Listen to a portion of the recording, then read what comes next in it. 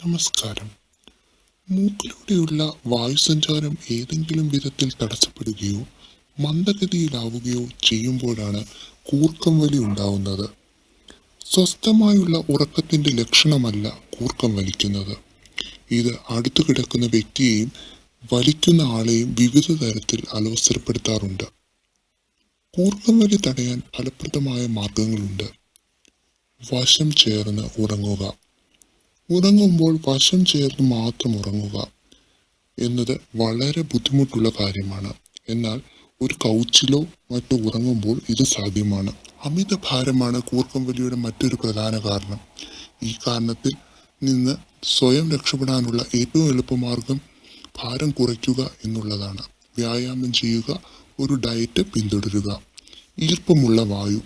വരണ്ട വായു ശ്വസിക്കുന്നത് നിങ്ങളുടെ മൂക്കിലെ ക്യാവിറ്റിയും ടിഷ്യൂകളിലും നീർക്കെട്ടുണ്ടാക്കുന്നു. വായുവിൽ ഈർപ്പം ചേർക്കുന്നതിനുള്ള ഏറ്റവും നല്ല മാർഗം ഒരു ഹ്യൂമിഡിഫയർ ഉപയോഗിക്കുക. മദ്യവും സെഡറ്റീവ് മരുന്നുകളും ഒഴിവാക്കുക. ഇവ രണ്ടും നിങ്ങളുടെ തൊണ്ടയിലെ പേശികൾക്ക് അമിതമായ വിശ്രമമേകുന്നതിനാൽ നിങ്ങളുടെ കൂർക്കം വലി കൂടുതൽ വഷളാകും. നിങ്ങൾ ഡോക്ടർ നിർദ്ദേശിച്ച പ്രകാരം സ്ലീപ്പിംഗ് പിൽസോ മയക്കത്തിലാകുന്ന മരുന്നോ കഴിക്കുകയെങ്കിൽ അത് നിങ്ങളുടെ കൂർക്കം വലി കൂടുതൽ വഷളാക്കുമെന്ന് നിങ്ങൾ കരുതുന്നുവെങ്കിൽ ഡോക്ടറുമായി സംസാരിക്കുക. പുകവലി വേണ്ട. പുകവലി ഒരു നല്ല ശീലമല്ല, പക്ഷെ അത് നമുക്ക് ഉപേക്ഷിക്കാൻ കഴിയും. പുകവലി പലതരം അർബുദങ്ങൾക്ക് കാരണമാകുന്നു.